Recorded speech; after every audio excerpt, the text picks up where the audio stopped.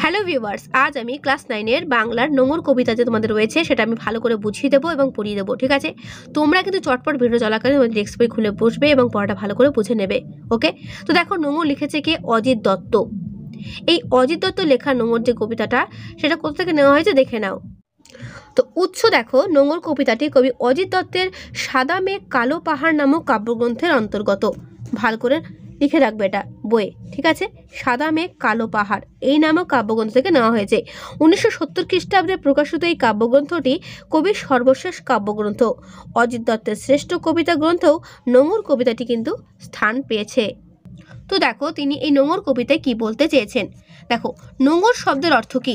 নোংর হচ্ছে একটা ফার্সি শব্দ যেটা লঙ্গর থেকে এসেছে।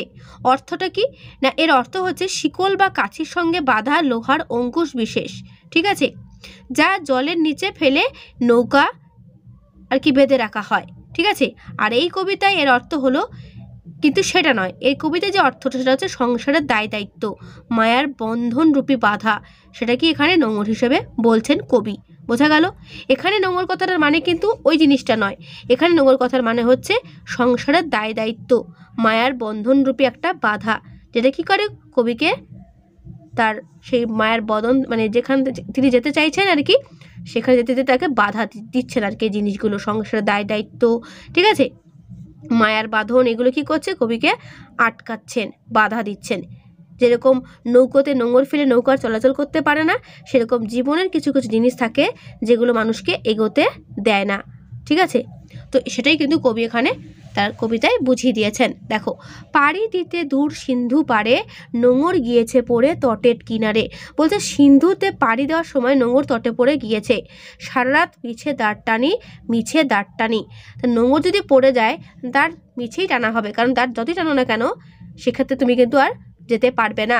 কারণ নোঙর হচ্ছে এই জিনিসটা, দেখতে পাচ্ছ, এটা লোহার তৈরি। ওকে, তোমরা তো অনেকেই নিশ্চয়ই দেখেছো, যারা নৌকা তারা ভালো জানবে, যাদের আর কি নৌকা যারা দেখেছো আর কি নোঙর ফেলার ইয়েটা। তো এটা ফেলে কিসের জন্য? মাটির সঙ্গে আটকে যায় এবং নৌকাটা কি হবে? দাঁড়িয়ে যাবে, আর যেতে পারবে না।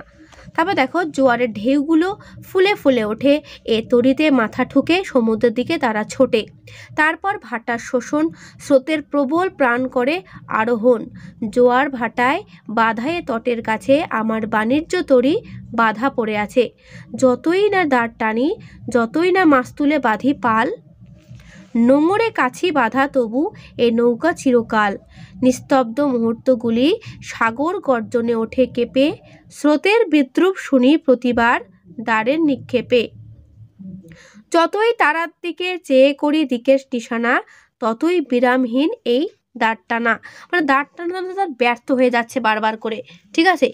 তরি ভরা পণ্য নিয়ে পাড়ি দিতে সপ্ত সিন্ধু পারে, নোঙর কখন জানি পড়ে গেছে তটের কিনারে। সারা রাত তবু দাঁড় টানি, তবু দাঁড় টানি। আসলে মানে কবি এখানে কি বলতে চেয়েছে? এখানে বলতে চেয়েছে তার যে মন চলে যেতে চায় কোথায়? দূর সাত সমুদ্রে, সেখানে পাড়ি দিতে চায়, কিন্তু কবি সেটা পারছেন না। কিসের জন্য? না, তার বাস্তব জীবনে যে সমস্ত বাধাগুলো রয়েছে সেগুলো তার জীবনের দায় দায়িত্ব, মায়ার বন্ধনে সেটা কি হচ্ছে? তার এই যাওয়ার জন্য যাওয়াটা আটকে দিচ্ছে, মানে বন্ধ করে দিচ্ছে, ঠিক আছে। আর এদিকে কবির মন তো কি চাইছে না, অনেক দূরে যাচ্ছে, সুদূর মানে অনেকটা দূরে যেতে চাইছে, কবি সেটা পারছে না। তো কবির মন কি চঞ্চল করে দিচ্ছে।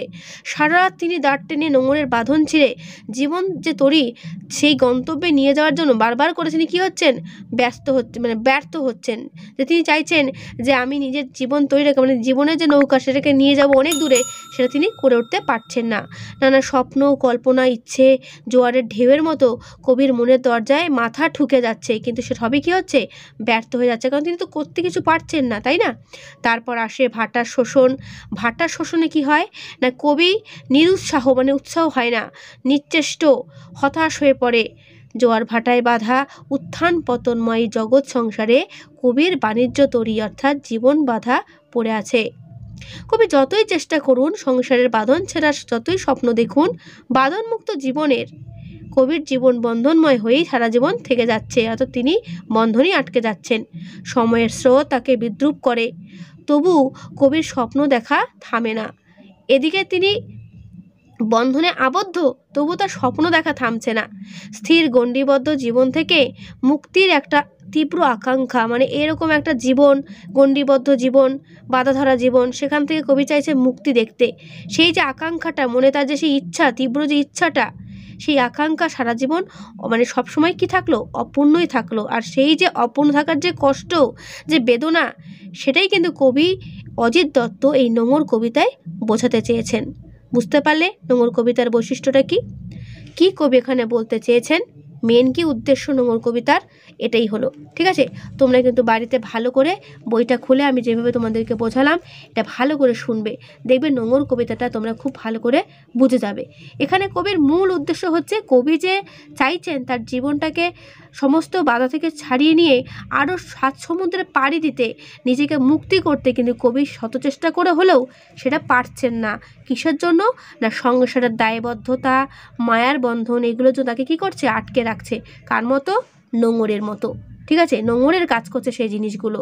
সেই জন্য কবি তরি নিয়ে যেতে, মানে নৌকা নিয়ে যেতে তিনি পারছেন না। এটাই তিনি এই নোঙর কবিতায় বোঝাতে চেয়েছেন। বুঝতে পারলে? তো এই হলো কবিতার সারসংক্ষেপ। কেমন লাগলো অবশ্যই কমেন্টে জানিও, আর ভালো লাগলে অবশ্যই একটা লাইক ও বন্ধুদেরকে শেয়ার করে দিও। যদি কোনো রকম কোনো প্রশ্ন থাকে অবশ্যই আমায় কমেন্টে জানাবে। তো নোঙর কবিতাটা প্রশ্ন যেগুলো হবে সেগুলো আমি একটা মানে নেক্সট ভিডিওতে তোমাদেরকে আমি সাজেশন প্রশ্ন হিসেবে দিয়ে দেবো, সেগুলো ভালো করে করবে, পরীক্ষায় ওগুলি কমন পাবে। তো আজকের ভিডিওটা আমি এখানেই শেষ করছি, দেখা হবে নেক্সট ভিডিওতে। ভালো থেকো সবাই, আর অবশ্যই সবাই কিন্তু মন দিয়ে পড়ো। ঠিক আছে, কারণ বাংলা বইটা এমনই একটা বই, যদি কবিতাটা বা গল্পটা ভালো করে না বোঝো, যতই প্রশ্ন উত্তর মুখস্থ করো না কেন, মনে থাকবে না। ঠিক আছে, কারণ তোমরা কিন্তু এখন উঁচু ক্লাসে উঠেছো, তাই কবিতাটা বা গল্পটার মেন টপিকটা তোমাদের কিন্তু বুঝতেই হবে। ঠিক আছে, তো আশা করি ভালো করে বুঝেছো। তো আজকে এখানেই, দেখাবে নেক্সট ভিডিওতে। ভালো থেকো সবাই।